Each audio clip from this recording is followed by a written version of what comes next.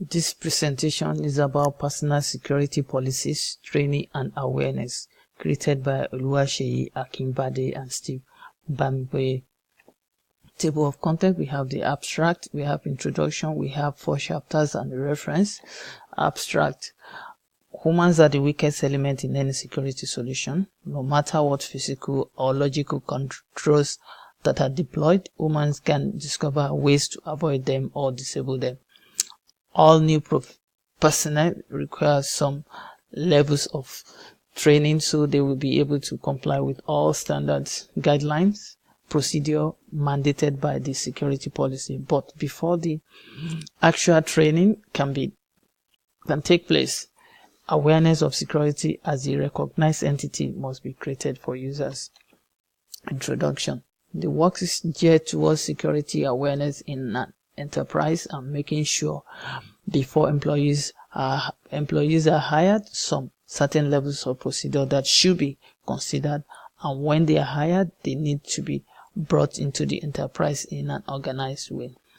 Issues, problems and compromises related to human occurs at all stages of security solution development.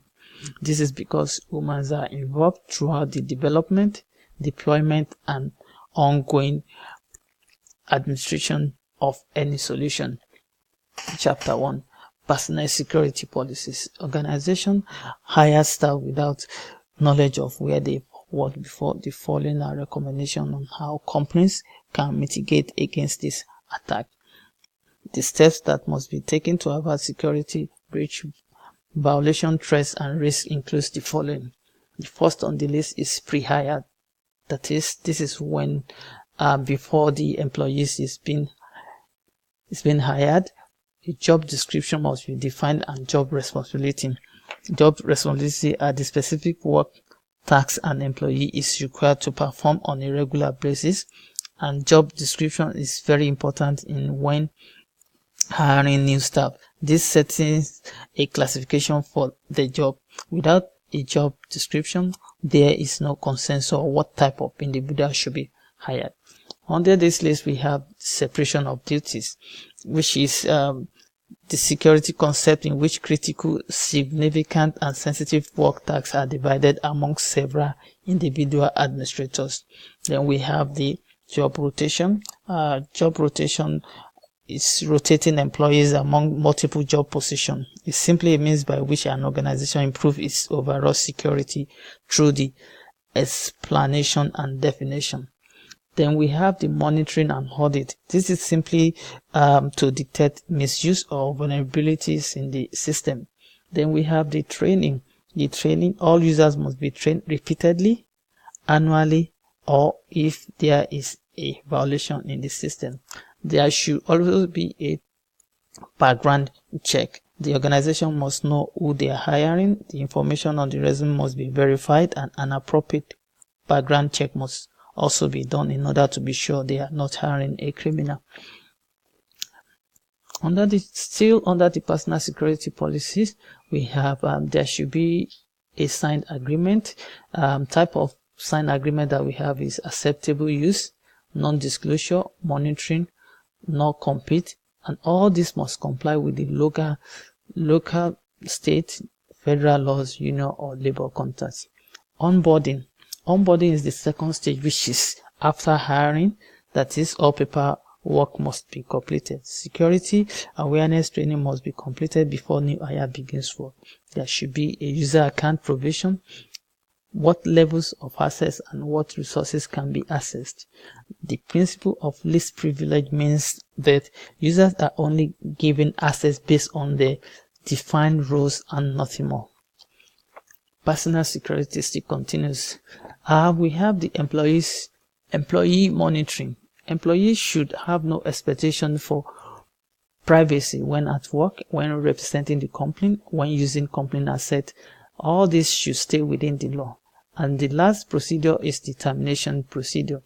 We need to have the legal department review and approve the procedure. There should be an exit interview, which includes the interviewer, employee, and the witness. And at the end of it, and the employee should be escorted out of the premises of the organization.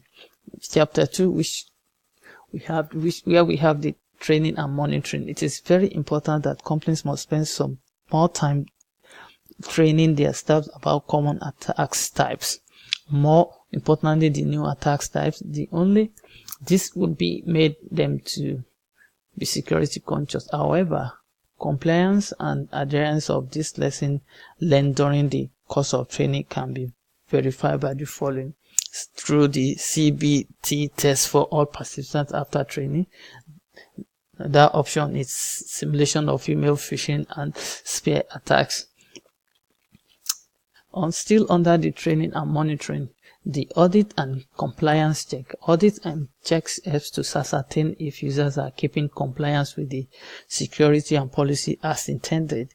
Again, it is the course of security awareness training. Users are taught to use their access card to get into the building. The only way to verify that users are complying in using their access card are to check the compliance log to verify if indeed users are complying to using their access card. And another way of monitoring is the checking the internet proxy logs.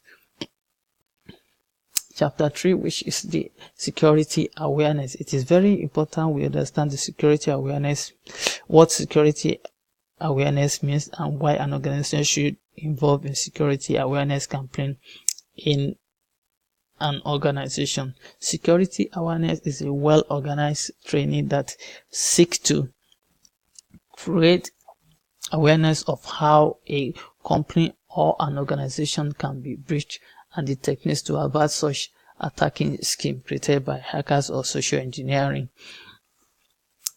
A prerequisite to security training is awareness. The goal of creating awareness is to bring security to the forefront and make it a recognized entity for users. All members of an organization, from senior management to temporary interns, needs the same level of awareness. The awareness program in an organization should be tied in with its security policy, incident handling plan, and disaster recovery. Awareness and training are often provided in-house. That means these teaching tools are created and deployed by within the organization itself. Conclusion: the need for continuous security awareness training on the enterprise is very important. This is because attacks keeps getting sophisticated on a daily basis. Hence, the need to educate users on the newer trends in the IT security. Users must be aware that opening malicious sites or phishing emails can impact the security status of an enterprise. So constant and consistent training should be done to ensure that users are fully aware of the risk. Thank you very much.